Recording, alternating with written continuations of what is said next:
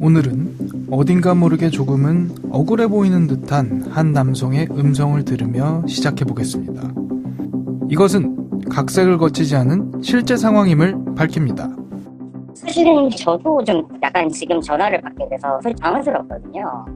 여기서 외국자문사법 2조의 몸에 외국 변호사로서 활동할 수 있게 좀 되어 있기 때문에 저도 형사고소를 진행을 할 수밖에 없고 의료법 위반이요? 네, 의료법 위반 부분도 있고 제가 민변에서 활동을 했다는 것도 주사를 어떻게 했는지 개인정보보호법적으로 좀 확인해야 될 부분이 있을 것 같고요. 대부분 생활비를 제 카드로 지출을 했기 때문에 본인 의료까지 생각이 있는 건가요 혹시 지금? 의료법, 개인정보보호법 이야기도 나오고요. 가만 들어보니 외국 변호사 자격도 가진 듯 보입니다. 갑자기 전화를 받게 돼 당황스럽다는 이 남자. 도대체 이 남자에겐 무슨 일이 있었던 걸까요? 사건 X파일, 저는 변호사 이원아입니다.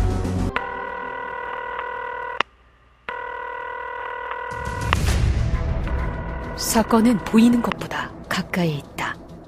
변호사의 눈으로 냉철하게 바라본 사건 사고. 이원아 변호사의 사건 X파일. 네 번째 파일. 내 남편은 가짜 변호사. 안녕하세요. 이원아 변호사의 사건 X파일 진행을 맡은 이원아입니다. 오늘도 정태근 변호사와 함께합니다.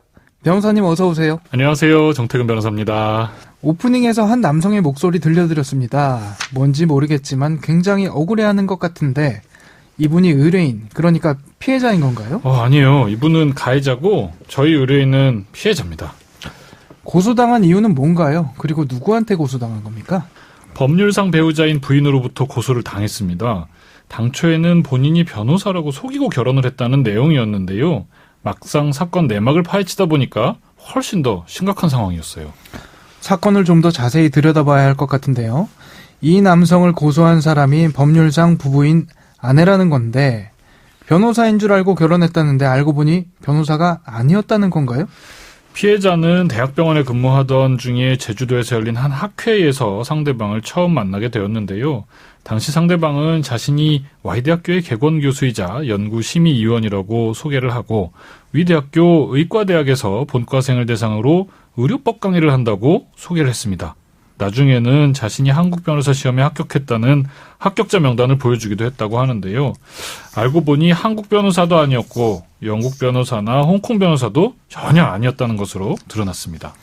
사실 누군가를 처음 만났을 때 그 사람이 자신의 직업을 거짓말로 속일 것이다라는 생각을 하기는 어렵잖아요. 그런데 이 경우는 첫 만남 이후 연인관계로 발전하고 결혼까지 간 케이스란 말입니다.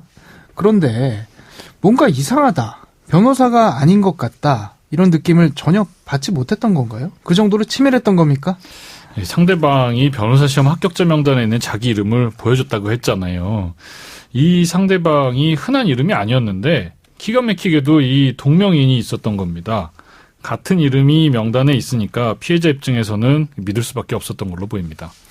한 개인을 속이는 건 그렇다 치고 더 놀라운 건 이겁니다. 이분이 민변이라는 변호사 단체에 들어가고 그를 바탕으로 공신력 있는 기관들에 나가서 강의도 하고 심지어 대통령 경제사절단까지 참여했다면서요. 이게 어떻게 가능했던 건가요? 이게 심지어 민변에서 알게 되었다는 다른 변호사를 소개시켜주기도 했고 해당 변호사도 상대방을 변호사로 알고 있었으니까 이게 더 속이기 쉬웠을 걸로 보입니다. 이 사람이 사람을 속이는 패턴이 있는데 한 가지 정보를 속여서 그 정보를 알고 있는 지인을 만든 뒤에 그 정보를 바탕으로 또 다른 지인을 만들어서 그걸 토대로 이력에 한 줄을 추가하고 이런 방식으로 사상 누각을 쌓았던 거죠. 이렇게 만든 스펙으로 유력 정치인과 사진을 찍고 국회의원실에서 인턴을 하고 대통령 사절단에까지 포함이 돼서 해외 순방까지 한 것을 과시하니까 또 자신의 영향력이 상당하다는 것을 보여주면 상대방이 은연중에 이렇게 제압이 됐던 겁니다. 고소를 진행한 여성분은 이게 다 거짓말이다 이라는 거를 어떻게 알게 된 겁니까? 상대방이 아시안게임을 관람한다면서 출국을 했던 적이 있는데 이때 피해자가 집 청소를 하던 중에 상대방의 채권 출신 문건을 비롯해서 전 여자친구 명의의 신용카드 영수증 수십 장의 카지노 멤버십 카드까지 발견하게 된 겁니다. 잠깐만요. 전 여자친구 명의의 신용카드 영수증? 이건 무슨 소리죠? 이 전 여자친구 명의의 신용카드를 도용해서 그 당시까지 사용하고 있었던 것이 발각된 것인데요. 해당 여성분도 형사고소를 준비하고 있는 것으로 알고 있습니다. 고소한 이 여성분도 금전적 피해 상당하다면서요? 피해자 명의의 신용카드를 만들어서 사용한 금액과 피해자를 속이거나 자신이 임의로 계좌를 이체해서 빼간 돈만 3억에 달하는 수준입니다. 이 여성분이 당신 왜 거짓말했냐, 다 사기냐 물었을 거 아닙니까? 자신의 잘못을 바로 시인하긴 했나요? 시인하지 않았고요. 고소인의 주거지에 쳐들어가겠다고 협박을 하기도 해서 결국 피해자는 112에 신고까지 했습니다. 오프닝에서 들려드렸던 녹취가 바로 이 부분입니다. 본인의 사기 행각이 드러난 후 사건을 맡은 변호인과 통화한 실제 내역이거든요. 그 내용 좀 더 들려드릴까요? 영국에서 대학원은 어디 나오셨어요? 런던 정치경제대학. 런던 정경대 나오셨다고요? 네. 그러면 학부는 어디 나오셨어요? 연세학교 나왔는데 아니, 해외 영주권이 있으니까 당연히 군대는 미룰 수 있고요. 영주권은 합법적으로. 어떻게 따셨어요? 영주권 여러 가지 질문을 좀 여쭤보시면 직접 한번 뵙고 말씀드리는 게 좋을 것 같아요. 이렇게까지 나올 줄은 몰랐는데 본인이 거짓말한 거 없으면 아무 일 없습니다. 걱정 안 하셔도 됩니다. 거짓말한 게 풀린 거 있습니다. 그 처음에 풀린 부분이 있긴 하지만 몇 년도에 합격하셨어요? 합격 입사 네, 영국에서 보셨겠네요. 예, 영국에서 제가 한 번에 놓지는 못했고요. 2017년도에 한 번, 네? 17년도가 아니고 제가 그거 서류 확인해서 말씀드려야 돼요. 아니요, 그냥 이런 대충 말씀 주세요. 18년도, 19년도였을 겁니다. 예. 18년도, 19년도에 합격하셨다. 원장님은 어쨌든 진실 얘기하면 다시 생각해본다 하셨거든요. 그걸 제대로 인정을 아무것도 아니다라고 사실은 그러면 저는 인정해버리죠, 사실. 그럼 나는 아무것도 아니다. 아무것도 아니시네요, 그러면. 그럼 아무것도 아니다라고 인정을 할 수밖에 없죠. 이렇게 되면 깔끔하게 인정해서 깔끔하게 인정해주면 제일 좋을 것 같아요. 예, 깔끔하게 인정해서 그러면 저한테 저도 얻는 게 있어야 되지 않겠습니까, 솔직히. 이 사건 결국 어떻게 진행됐습니까? 피해자는 이 사건 형사고소 이외에 현재 혼인무효 내지 취소를 구하는 소송을 별도로 제기한 상태입니다. 현재 상대방은 일본으로 출국해서 연락이 잘 되지 않고 있다가 최근에 경찰의 출석 요구서를 받았지만 아직 조사가 제대로 이루어지지 않은 상태고요. 영장 발부 또는 여권 무효 완화, 출국 금지와 같은 상대방을 강제 수사할 수 있는 조치가 시급히 필요한 상황입니다.